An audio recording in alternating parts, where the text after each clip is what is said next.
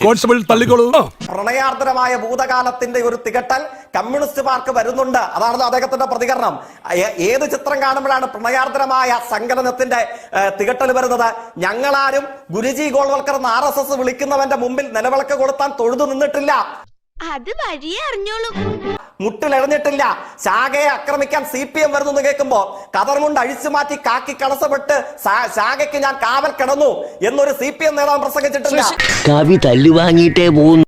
Kerala Hitler Pinarayi Vijayan Kerala സംസ്ഥാനം ഭരിക്കുമ്പോഴാണ് the bunch of thoughts 1000 പ്രസംഗങ്ങൾ അഥവാ ഗോൾവാൾക്കറുടെ ആത്മകഥ, ഈ പറയപ്പെടുന്ന RSSന്റെ മുഖപുസ്തകം ഈ കണ്ണൂർ സർവകലാശാലയിൽ കേരളത്തിലെ CPMന്റെ സിൻഡിക്കേറ്റ് മെമ്പർമാർ അനുകൂലിച്ചുകൊണ്ട് മുഖ്യമന്ത്രിയുടെ അനുവാദത്തോടു കൂടി പഠിക്കാൻ വേണ്ടി വിട്ടുകൊടുത്തത് MA ഹിസ്റ്ററി വിദ്യാർത്ഥികൾക്ക് RSSന്റെ ബഞ്ച് ഓഫ് തോട്ട്സ്.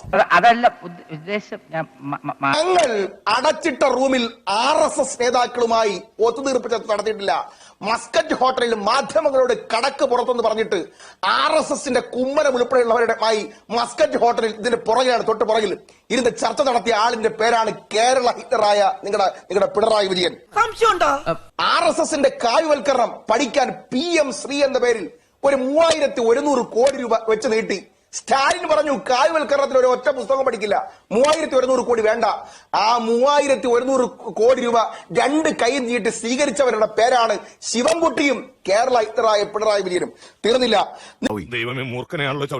നിങ്ങൾക്കറിയോ, ഒരു കേരളത്തിൽ ഒരൊറ്റ മുന്നണിയുടെ കൺവീനറെ തെരഞ്ഞെടുപ്പ് ദിവസം RSSന്റെ ജാവദേക്കറെ കണ്ട് ചായ കുടിച്ചിട്ടുള്ളൂ. ഒരു VD സതീശനും ചായ കുടിക്കാൻ പോയിട്ടില്ല ഒരു RSSകാരനെയും. മനസ്സിലായില്ലേ? ഒരു സണ്ണി ജോസഫും പോയിട്ടില്ല. എന്നാൽ നിങ്ങളുടെ മുന്നണിയുടെ കൺവീനർ ഇപ്പോൾ നിങ്ങളുടെ കേന്ദ്ര കമ്മിറ്റി അംഗം തെരഞ്ഞെടുപ്പിനത് സമ്മതിച്ചിട്ട് പറഞ്ഞു RSSന്റെ ജാവദേക്കറുമായിട്ട് കൂടി. ആ തേണ്ടി RDPയുടെ തൊലി ഇരിക്കുകയാണ് ഉത്തമ.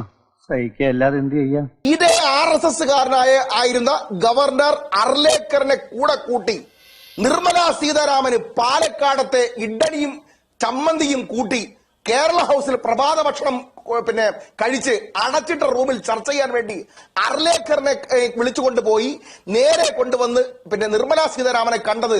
നിർമ്മല സീതാരാമന്റെ വകുപ്പിൽപ്പെട്ട കോർപ്പറേറ്റ് അഫയേഴ്സ് മിനിസ്ട്രിയുടെ കീഴിലാണ് മകളുടെ മാസപ്പടി കേസിലെ SFIO അന്വേഷണം എന്ന് അറിഞ്ഞൊരു പിതാവിന്റെ വെപ്രാണമായിരുന്നു എന്നുള്ള കാര്യം കേരളം അറിയുന്ന കാര്യമാണ്.